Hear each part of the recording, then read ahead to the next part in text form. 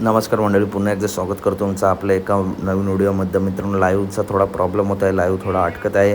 आता पुन्हा एकदा पिंपळगाव मैदानाचं लाईव्ह चालू झालं आहे. त्याच्यामध्ये काही 4-5 टॉप गट मित्रांनो, गटाचे निकाल मित्रांनो व्हिडिओमार्फत तुम्हाला सांगतो. गट क्रमांक 1मध्ये सरपंच आणि लखन या गाडीने मित्रांनो निकाल घेतला आहे. सरपंच आणि लखन ही गाडी गट क्रमांक 1मध्ये गटपास झाली आहे.